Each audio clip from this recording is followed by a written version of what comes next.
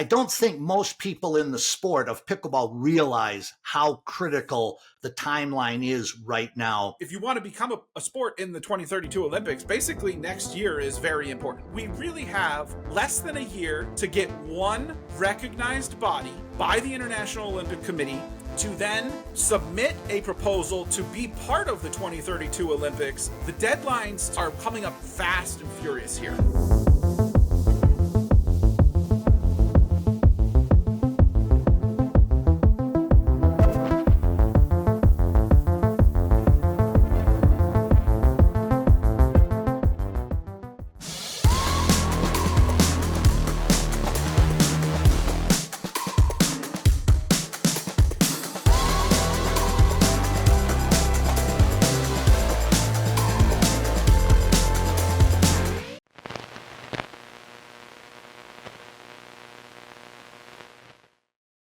Hello, welcome back to the Future of Pickleball. This is the show on Selkirk TV where we cover what's going on with pickleball nationally, internationally, and around the world. I've got a super cool guest today. Erik Tice is the primary content creator around pro pickleball for the Dink. He also does a lot of investigative journalism in pickleball, and I think he's going to be a great guy for our discussion today. Erik, welcome to the show. Paul, thanks for having me. Excited to be here. Good. I had reached out to Erik, and I've been very deeply involved in trying to see how we can move the sport towards a global governing body that is unified around the world. In my conversations with Erik, I know he's been looking at this subject very deeply himself, and so I thought it would be a cool conversation to sort of talk about where the sport is at globally and where we're going to go from there. Erik, give me a little bit of an idea of what your perspective of global governance will be in the sport. Yeah, great question. And so everybody comes at this from a different background, right, Paul? Depending on where you came from in sports, what kind of background you have, what experiences you have. And so I played college soccer. I played soccer throughout my entire life. And so I kind of come at this through the lens of that. And so many people, whether you played soccer or not, you kind of know the organization FIFA, right? It's the FIFA World Cup. It's not just the World Cup. And so the FIFA is the international governing body of soccer. And so as we continue to grow this great sport that we all love in pickleball, we will have an organization like a FIFA, right? Eventually it has to be one organization. And the International Olympic Committee will acknowledge that. And so as our sport continues to grow internationally, the global governance continues to be more and more important as more and more countries get involved in this great sport. You know, I think that one of the things that we should probably spend a little bit of time on is I get different impressions from different people that I talk to as to what they think global governance means. And some of them think, well, is this another USA Pickleball? Is this another PPA? Is this another MLP?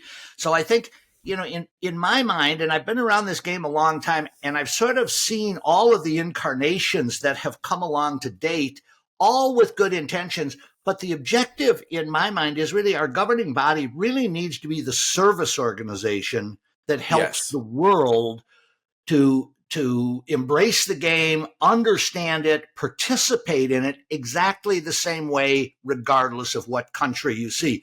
Do you think I'm on the right track there?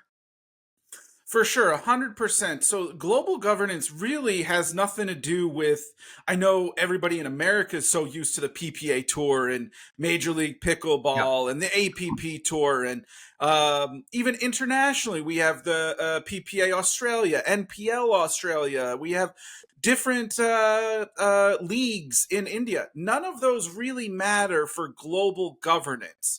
And so global governance is more of a, like you said, it's kind of like a service provider in allowing national bodies, national governing bodies, for example, USA Pickleball, or even international confederations to have certain situations. Again, I know I go back to soccer, but, you know, the UEFA Cup is the European version of the FIFA World Cup, right? Sure. And so in America, we also have one of those as well. And so the larger organization then has other confederations underneath it and governing countries, and that larger international governing body is just making sure that all of these intertwined entities are all following the same rules and playing the game the way it's supposed to be played.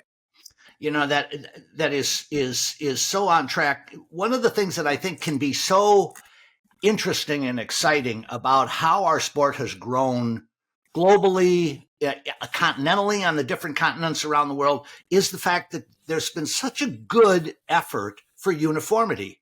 And for Right. us to have one governing body that is approved by the IOC, we have to have one set of rules. We have to have one set of equipment standards. We have to have one standard of referee qualifications. We have to have standards that now each of the continental groups or national groups and all the equipment manufacturers can follow that lead, instead of, well, that's rules for the pro game, or that's rules for just USA Pickleball.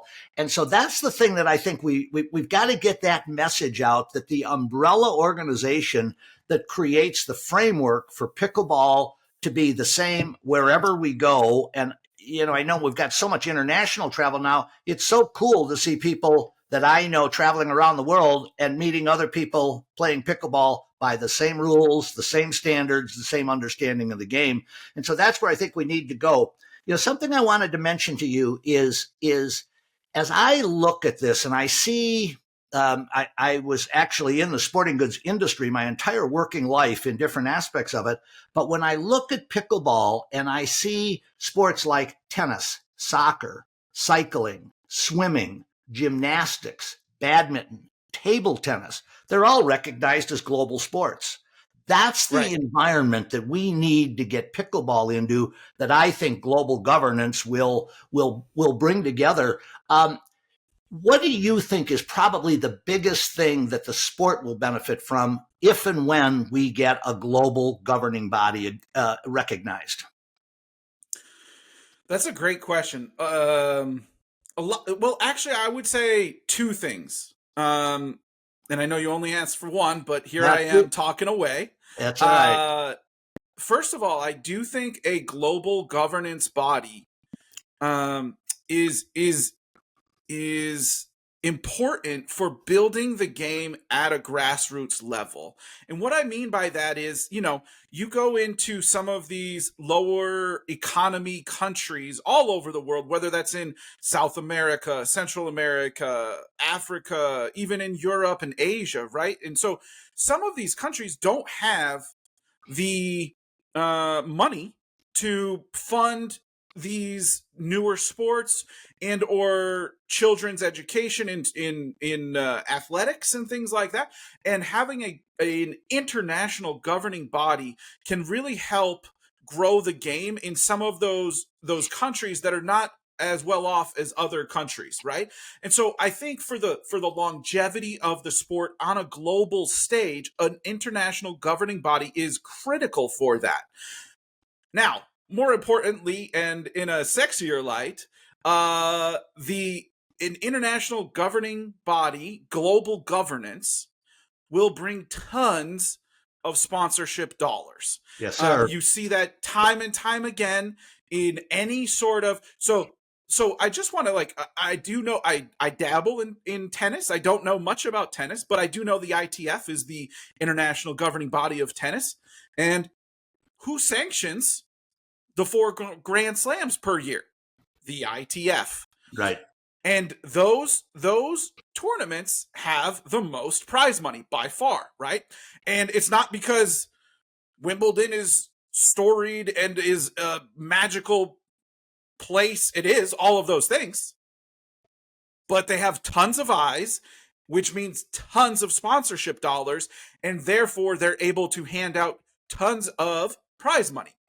And so in order to continue growing the sport, this global governance thing will bring an added level of international sponsorship opportunities and we've been talking about this on the pro tours in the US constantly, but if we're able to bring global governance to the spotlight of pickleball, we're also talking about media rights deals, not nationally, but internationally as well, which again brings in tons of dollars to help continue to grow the sport.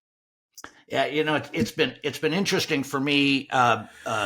When I came into pickleball, it was really just it was something to do. I'd played tennis my whole life, and so I got into it. But because I came from a business of sporting goods background, I was always looking at what's the economics of it, and the fact that it is such a low cost of entry, whether it's Right. on a regional, local, national, level. So when you talk about some of these less prosperous parts of the world having an opportunity, the thing that I was struck by with pickleball was the idea that it could be a game that could be the entry sport for all of the racket and paddle sports. And we're tennis has been a big deal. I grew up playing tennis. I played it my entire life, but it always was, no questions asked. It was a country club sport. It really For wasn't. sure. It took so long and so much instruction for a player to become a quality player. It just isn't available in less rich countries. So that being said, when you talk about the sponsorship deal, the things in those countries that I'd mentioned earlier about all of them, I mention them specifically because, man, you look at every one of them, and when they run a big continental event or a global event or then the Olympics, I mean, the eyes on, the dollars following, it all just really comes together. I've got a perspective that I want your opinion on, and the IOC is being talked about a great deal. We'd love to be in the Right. Olympics and all that stuff. I honestly think that's a 20 or 25% of the goal objective of global governance. I really believe that when we get global governance, and I'm hoping that through conversations like this and some things that we're going to be able to try and push people, maybe as early as 2026, we can be establishing and overcoming all of the hurdles that are out there, because I think that the PR moment that will happen when we have global governance, and now every country in the world that has pickleball is promoting the fact that they're part of this new global game that's authentic and it has validity because of this global governing body. Is that too far a reach? No, I don't think so. I mean, think about where, again, I go back to soccer. Think about where soccer would have been. The clubs in Europe and Asia and all of those existed before, and sure, they played in leagues, but Mm-hmm. it was like haphazard. You kind of do your thing, we're going to do our own thing, and everybody can we'll kind of get along, right? And that's kind of what we're doing here in pickleball right now. But once everybody is kind of aligned and under one umbrella, having so many different international bodies all aligned and going in one direction will really help promote the sport quickly. Paul, when you and I have talked about this, you've been in the sport a lot longer than I have. I started covering pickleball, 3 years ago ish, and I know you've been playing and part of the sport for much longer. I'd love to hear your opinion on how the governing bodies have historically come about, and kind of give me a rundown of how everything has transpired from the beginning of international governing bodies up until now, if you don't mind. Yeah, no, actually, that's one of the things that really got my interest going on this is, I'm a retired guy. I've had this wonderful run with Selkirk with doing this podcast series has been a great experience for me. But it really came from the standpoint of once I realized what the elements were of this game that were so remarkable. And I mean, I didn't come into it with any big epiphany expectation. I Yeah. came into it, Yeah. it was fun. There was a group of people that I could play with. I got back to being able to excel again, where my tennis game, as I was in my 60s, was significantly less than it was when I was in my 30s. And so that was all cool. But as I got into it and came to realize all of the ramifications, I kept looking at the low cost of entry as, oh my God, there's nothing that should keep this sport from growing and expanding. That being said, Right.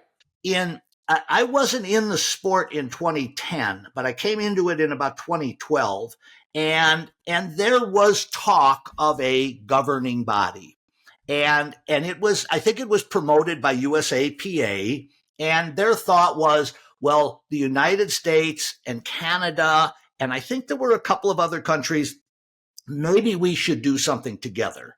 And frankly, I think looking back in hindsight, it was just too early in the game for any success. USAPA, which became USA Pickleball, it was evolving and growing. It had a lot of struggles of its own because it was a volunteer organization with very little budget.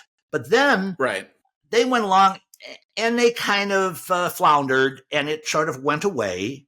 And then in and around 2017, 2018, it was reorganized. And then there was also an organization called the WPF, the World Pickleball Federation, that came along that said, "Oh, we want to get this thing going with a real focus on the Olympics." And so that was cool, And Right. one of the things that I do want to talk you and I about is kind of what some of these competing groups are doing today. But we'll come back to that. But the hurdle, so the expectation to me was that, well, okay, we're off and running. Where's it going? Where's the indications of completion? How is it happening? We hear about pickleball expanding into countries all around the world, and now there's over 100 around the world that are in the game.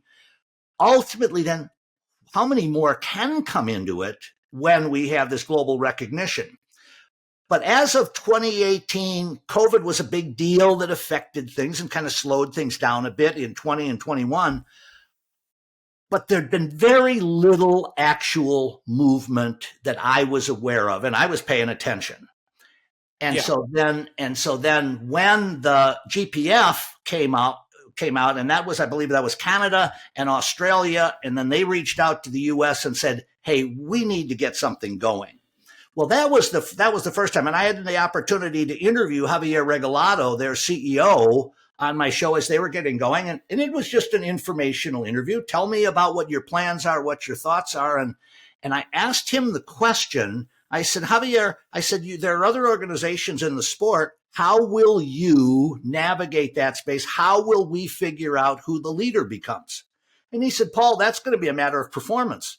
He said, "If we do a better job than other people, we're going to surface. This is about providing service to the sport. That's the only issue." And that's when I found, oh boy, I loved that idea. I was in the business world where competition was the final solution. So that was kind of the stage. And I know I've taken a long, long way to get there. But the idea was different organizations have come up, but without substance, without demonstrations of capabilities. It's sort of been just talk in my mind until the last few years when things seem to be moving along in a much more sophisticated way. Right. And in those last few years, we've seen a few different changes, and more recently, within the last couple of months, some changes. So we talked about the IPF, which is the International Pickleball Federation. I think they started as like the IFP or something like that. Exactly. They switched up acronyms, but basically they have an I, a P, and an F. So we'll call them one organization, right? And then the World Pickleball Federation was in 2017 or 2018, like you were mentioning. And then the Global Pickleball Federation formed in, what was that, 2022? 2023? I think it would have been late 2022 or right in early 2023. Right, somewhere in there. And so more recently, the WPF and IPF merged, and now they are called the World Pickleball Federation. They kept the WPF name. Right. And that was in June. And but also in June, very importantly, the Global Pickleball Federation was in, is it Switzerland? I'm definitely not going to try to pronounce the name of that city. If you know how to pronounce it, by all means. Luzerne. Exactly. That's okay. So just everybody listen to Paul on that one. I'm not even going to give it a shot, but it's known as like the Olympic city of the world because that's where everyone goes to try to get approval through the International Olympic Committee. So the Global Pickleball Federation was there last month. Javier, the president of the board, right? That's his Yes. title. Was there. Javier was also on a podcast with Zane Navratil on Pickleball Pod recently, and they submitted paperwork to be officially recognized. And so two things happened in June, it seems like to me. Maybe I'm off a little bit. You can correct me, Paul. But A, Global Pickleball Federation was in Switzerland, submitted their approval to not the you might let's get to this in 1 second. They submitted their approval, their paperwork to get approved by the International Olympic Committee through something, and WPF and IPF merged to become the WPF, and they have steps moving forward. Let's talk more about that trip to Switzerland, if you don't mind. Yeah, no, and actually that really is the perfect example of what I've been leaning towards as a standpoint that it actually technically is not applying to the IOC for Okay. well, SportsAccord is an organization that is set up where when countries that want to become applicants for Olympic participation, they have to go through the SportsAccord process. So the GPF paid 25,000 Swiss francs for their submission process. And so then what it is the SportsAccord, they will go about vetting the bylaws, the organization, the kind of things to say that yes, there's no reason that the IOC would not want you to be in it. And part of it is they're the group then that will solidify, is this the singular governing body? Because the IOC will not deal with a sport that has multiple governing bodies. They won't go there. One of the things, though, that when you mentioned the merger between the IFP and the WPF, one of the things that troubled me a little bit is not the fact that they did it. It took them 2 years to find a way to come together. And I don't know, there wasn't in my mind, and I've downloaded all of the bylaws of all of these different organizations, trying to see if there was something that was significantly different from one to the other. And there really wasn't much difference. So I wondered to myself, what on earth did it take 2 years for them to merge if they thought that was a value? And I've had an opportunity I've had Frank Arrico, the head of European Pickleball, on my show. I've had Karen Mitchell from England, and England has got this standout program in Europe. Last year, they had 1,000 players playing in the English Open. I talked to Karen recently. She said they're going to have 2,300 this year. I mean, that's a major. My goodness. Yeah. Wow. So I've been trying to embrace and reach out to these different people and get their things. But honestly, that's kind of why I find myself enjoying and appreciating what the GPF is doing, because I see tangible movement. Last November, when Nationals was being held in Mesa, Arizona, I was invited to a gathering where they had 18 of the GPF's national leaders came in, and they came in specifically to see and learn how to put together a tournament the magnitude of the U.S. National Championships. So USA Pickleball, they hosted tours and showed these people all over the grounds, the back rooms, all of the things that were necessary to create a really big event. And I thought it was a very impressive demonstration of, oh my God, these people came in on their own dime to America to learn about this, to take it back to their countries and their continents. So those are the kind of things that have affected my thinking and what I've seen in the sport. And at the end of the day, I don't really care who the winner is. I just want to see a winner. I want to see our sport be able to move forward where we're we're all in agreement that our sport is cool and great. And now what can we do to take it to the next level? That's the piece that I want to really do with you and I. And as we bring other people in to talk about this as to what is possibly standing in the way of that happening. I want to take a quick moment to tell you about something new in pickleball. We have all been ghosted in the pickleball group chat. Now here's a way to fix that. Get the Play More Pickleball app. We're trying to get some pickleball in, so you send out a message to the group. A few people like the message, but what does that mean? Will they actually show up? And what kind of players are they? Will you have enough people for doubles? Play More is the new pickleball app that does the frustrating part for you. It will send smart invitations to play. You can easily see who's RSVP'd, and then you can use the AI matchmaking tool to balance your games. That means no more 5-0 versus 3-0 matchups. The best part, it's free. Find it in the App Store or use the web version at getplaymore.com. Playmore is the most stress-free scheduling app in pickleball. Now let's get back to the show. If you don't mind, what I'd like to do is I'd like to actually kind of get into some of the things that I've found in terms of specific differences or concerns that the different groups have around the others, and see if you're picking up on the same vibes or the same information. Yeah, let's do that for sure. So about a year ago, I guess it would be about a year ago, I had interviewed Javier. Yep. It was just on the show. I've known Seymour Rifkin, who did the WPF for many years, and seen he's done some cool things. And I reached out to him a year ago last November, so almost 18 months ago. And I said, I just had Javier on. Why don't you come on the show to talk about what WPF is doing? And it was, again, going to be an informational kind of thing. And he said, I don't want to do it right now because we're in the midst of merging with the IFP. And I said, okay, well, then let's talk in January when you're getting that done. That is 18 months ago. And there's never been a follow-up. We've never been able to get together. To the best of my knowledge, there really hasn't been a whole lot for them to talk about. And I just last week was talking with Europe and kind of getting an update as to where they were at on some things. And well, they're all excited that they've now got a merged organization.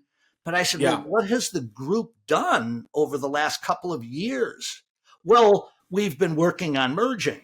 Well, that to me is kind of symptomatic of something is it going where we need the sport to go?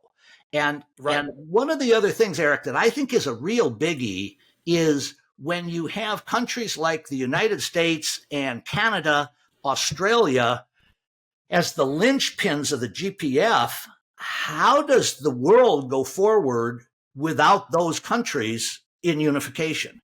It's kind of like we have to have these major driving countries because not only are they big and drivers, but they also are the ones that have created the rules, have established the standards for referees, have established the standards for coaching and teaching. Those are the kind of things that I question, where it's, people trying to say, well, we want to do it differently. And does that make sense? Yeah, just for the listeners at home, I know Paul's audience is like super well educated, but I just want to back up just half of a step just for the audience here. The Global Pickleball Federation, GPF, I'm going to try to use the name as much as possible so we're not using no. I mean, it's fine. I'm sure if we just say it enough, people will know. But the Global Pickleball Federation does have, I believe as of today, has 69 member countries. But the three big ones are, obviously there's many countries that are big, but the three big ones are the ones that you talked about, the United States, Canada, and Australia.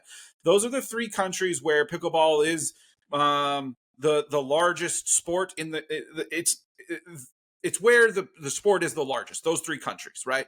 So those three countries are aligned with the Global Pickleball Federation. Now, the WPF, the World Pickleball Federation, with the merged IPF and WPF, now WPF, does have quite a few countries aligned under it, but those three countries are not aligned under the WPF. You can't be aligned under both, right? That doesn't make any sense. And so,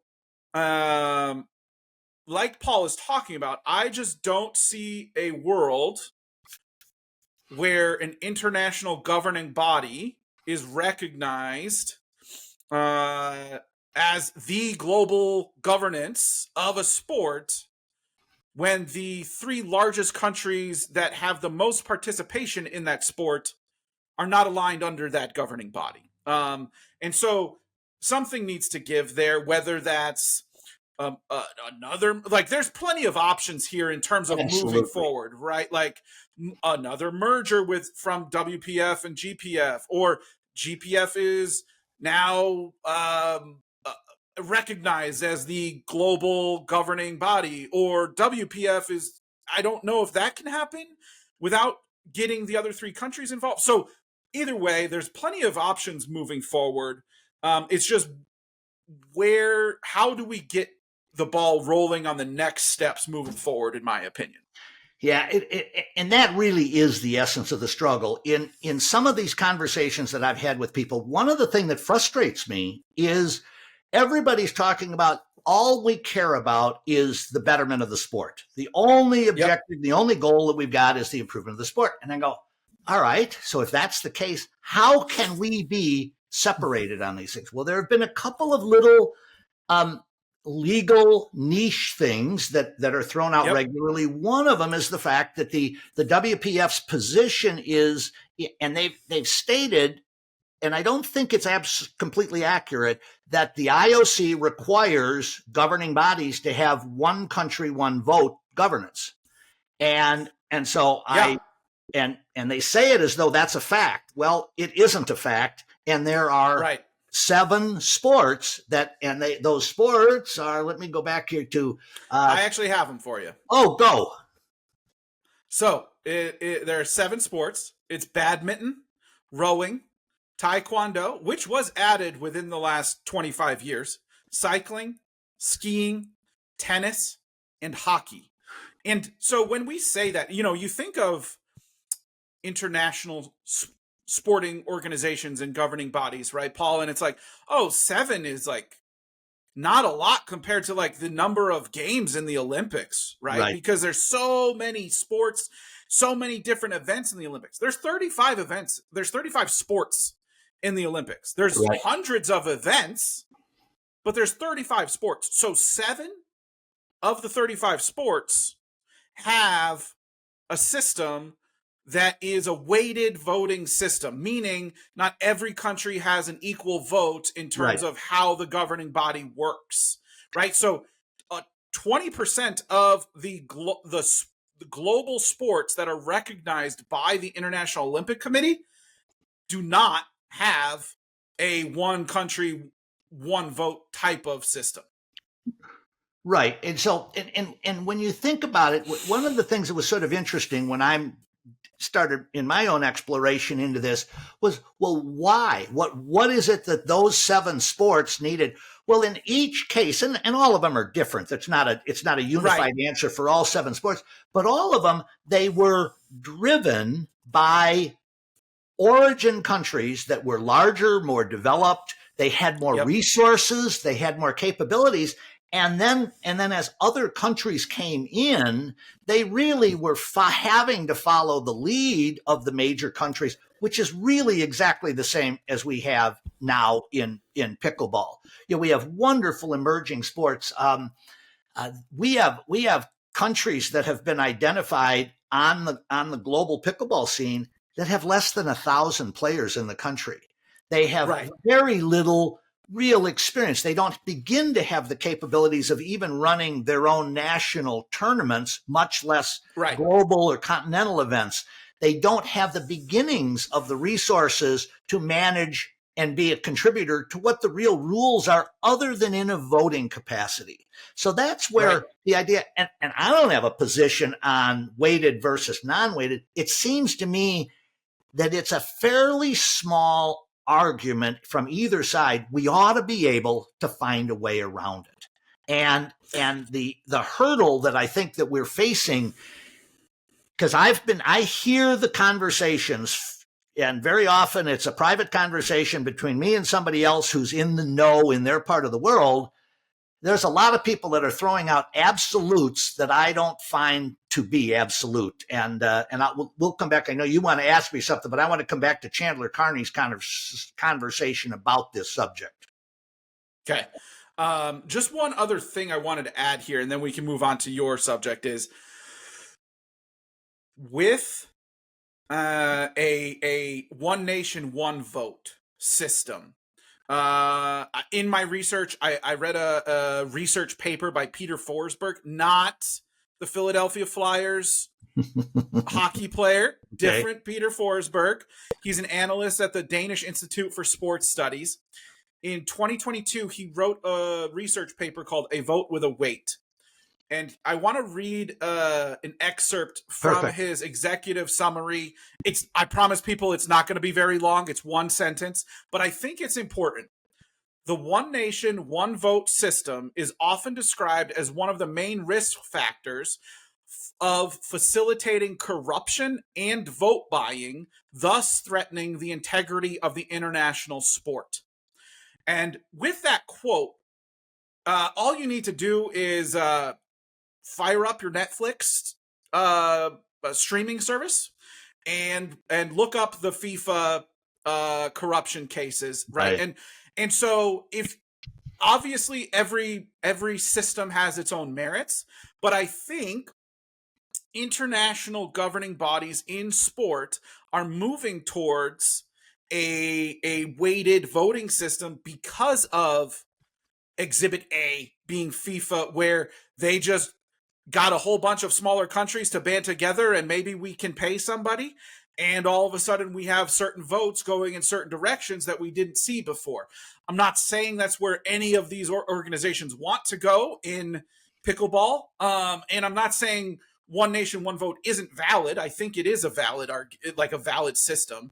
But I want to point out the big issue with one nation, one vote. And so, yeah. You know, and it's really kind of interesting because when in the research that I did, when I started to find out about the who's, what's, whys, and wheres of these 7 countries, of what their goals, and in fact, several of those sports had started off as one country, one vote, had gone to weighted voting. Others had started as weighted voting, gone back to individual, and then reversed back to weighted voting. So there's some maneuvering, and I think it's specific to the sport. Right. And also, let's just pretend for fantasy purposes here, Paul. The Global Pickleball Federation is recognized as the international governing body, just for giggles here. Nothing is making it so that they are always a weighted voting system. Exactly. And so maybe 5 years down the line, a whole bunch of these smaller countries that we're talking about that have 100 or 200 players or whatever, now they have thousands of players. And now they want more say. Well, guess what? They have voting rights just the same. Their vote is not worth as much, but a whole bunch of smaller countries voting can change those rights. So it's not like we have to start in either one nation, one vote or a weighted voting system and stick with that the whole entire time. The governing body, that's why the governing body is formed, is that they can make decisions and make changes in the best interest of the sport. You know, and I'll tell you, I think there's a perfect example of where global governance will help the sport, specifically in America. We've got chaos. We've got so many moneyed interests ripping, tearing. They're going to all get their slice of the pie. And one of the things that I think will be great is when we are setting our rules and standards with a global vote, where the idea of it is we have to supply information, rules, standards, equipment standards that the whole world can follow. The golf industry, one of the things that I found really interesting when I was looking into this subject is the golf industry, when they make a rules change, either on course design, on equipment, they do it with a minimum of an 18-month lead time requirement. so that Right. all the manufacturers, if they've got equipment that will be out of compliance, they've got plenty of time to get rid of it. They've got opportunities. They know what the new standard will be 18 months down the road. They can design and build towards it. And those are the kind of things that I think will benefit so much in the sport globally, but I think it will help us in America to get away from all of this crazy chaos that we've had with paddle cheating, all of the different things that go on when people were thinking, what can I get away with? And that's where I think the global governance will serve the sport. There's one other thing, though, that I want to throw out to you. When you think of these small countries, and I think you're exactly right, they may have a few hundred players today. 3 years from now, they'll have a couple thousand. 5 years from now, they'll have 10 to 15, 20,000. As the sport matures, that's the time, and everybody can be contributing. Something that nobody has talked about yet in global governance is, how is it funded? Well, most governing organizations, the member countries, are paying their share of the of the voting.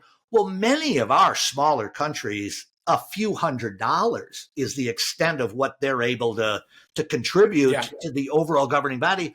Well, that needs to change and evolve, but that comes from success, and it comes from growing the sport and increasing numbers. So I think a lot of those things are reasons that we need to move on this. And as we are talking here, one of the things that comes to mind for me is we're talking about the IOC and the Olympics. Well, our first opportunity to be in the Olympics is going to be 2032 in Brisbane, Australia. That's a long time from today. And the history of what I can see in how the sports get approved for the Olympics is it generally is a 7-year track. So if we dawdle, if we continue with this, we don't want you to be the one, we want to be the one, it's going to hurt us with that. And all along the way, we don't get those sponsors into the sport. Am I on track? 100%. So obviously, I'm not just going to come on your podcast and have no information. I've done some research. Sure. And I just want to give, because the 2032 Olympics seems like it's forever away, right, Paul? But it's like, if you want to become a sport in the 2032 Olympics, basically next year is very important, 2026. Exactly. So let's talk about that. So the 2028 Olympics are in LA. The U.S. is hosting. LA is the host city. Now, the Olympics have changed a little bit in terms of how they have sports get approved and what types of approvals there are. There are some just kind of optional approvals is what the term is. And so in LA 2028, there are 5 optional sports that are already approved. That's baseball and softball, cricket, lacrosse, specifically sixes, flag football, and squash. Okay. So now for 2028, those were submitted in 2022 and approved in late 2023 for LA, right? And so the LA host committee decides, okay, these are the sports that we want in our Olympics as an optional thing. So for the fans at home who are like, man, this isn't making much sense, think of the breakdancing in 2024 in Paris. That was voted on in 2019. So that was 5 years before. Right. So now let's take a look ahead at 2032. That's in Brisbane, Australia. And the International Olympic Committee has deemed Brisbane is going to be the host city. The host committee, which is made up of a whole bunch of important people in Brisbane and around the world that know how to govern an Olympics, is considering the following sports to be as part of their optional sports, meaning similar to that breakdancing. Sure. Softball, baseball, rugby nines, cricket, netball, flag football, and touch football, breakdancing again, trail running, this is a good one, Paul, beach life-saving sports, basically I think lifeguarding, not sure, karate, and snooker. Do you know what sport is maybe missing from there? That's pickleball. And the voting by the Brisbane Olympic Committee will be had on this in the summer of 2026. So we really have less than a year to get one recognized body by the International Olympic Committee to then submit a proposal to be part of the 2032 Olympics in order to get that voted on. Now, they could vote, like, 2032 Olympic Committee could vote on it a little bit later and add another sport or two as they see fit. It's not like a be-all, end-all deadline, but it's a really important deadline. And so even though we're talking about 2032 in 7 years, the deadlines to become an Olympic sport are coming up fast and furious here. Yeah, and that really is my point in terms of the conversations that I've had, the people that I'm trying to get on is I don't think most people in the sport of pickleball realize how critical the timeline is right now. You know, Erik, one of the things we've really had a good opportunity to kind of cover these things. This doesn't have to be the only time we discuss this. I'd love to get you back on as we move along. There are a couple of very large announcements coming up on different organizations that I think will lead to global governance that we should be chatting about. That being said, I've got some thoughts and ideas, but I'd be interested in your thoughts and ideas. How should we be messaging this challenge to the sport itself? I mean, we all, you and I, are very involved with a lot of different people in the sport. How do we get the manufacturers, the producers, the major people in the sport understanding how important this is? And it has nothing to do with their own self-interests. It's not a PPA argument. It's not an APP argument. It's an argument for the betterment of the sport. Any thoughts that you think we should be pushing on to get people to be aware of this? Yeah, I think the overall thought, and I'll ask you the same question once I'm done, but the overall thought I have is this. As a sport, we have a large pond, we'll call it, right? And so the paddle manufacturers, the sponsors, the apparel manufacturers, the facilities, and so on and so forth.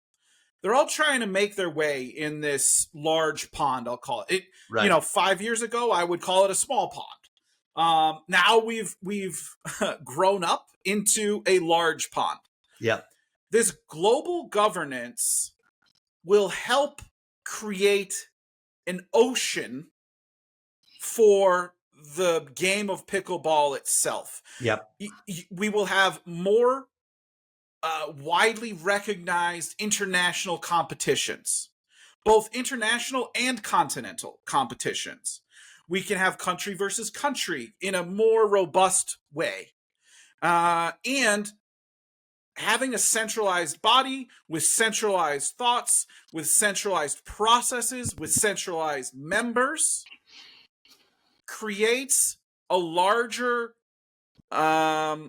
picture with larger eyes on the sport, which again means more sponsorships, which means more people getting involved in the sport, which means more money being spent on the sport, which inevitably helps the sport grow.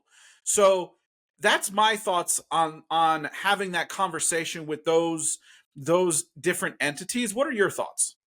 It is. I think you're really on track there. The things that I think and I say we, the collective in the sport of pickleball, we need to do is anybody that has a connection internationally with people that play pickleball, no matter what or where, let's ask the question, why isn't this happening? What could possibly be the sticking point? If it's not egos, if it's not some sort of self-serving purpose, what could be the possible reasons that we aren't finding a way to come together as opposed to a way to continue forward bickering, arguing, and goodness knows in America, we've seen a lot of the shortcomings of the self-serving bickering and self-interests and things in that order. So I think that the idea is we have manufacturers now that are selling paddles all over the world. Let's hopefully get them engaged in, well, what is your country? Why aren't you able to find a way to join an organization that is going to be the solution for this? That, I guess, is my thought, is that I think we need the same kind of grassroots approach in addition to the big picture things, and do it. This has really been great. And I think we've covered the foundations of sort of the starting point of why we're where we are in the sport. Let's plan on having another one of these conversations here in a few weeks, a month, and see kind of where we're at. Does that work for you? Yeah, for sure. Cool. Let's see. Erik, let's see what transpires. There you go. I want to thank you so much for joining me. I had hoped to be able to get some time to talk about your involvement with the PPA and the MLP. We'll do that in the next conversation. But thank you so much for joining us today. Thanks for having me, Paul.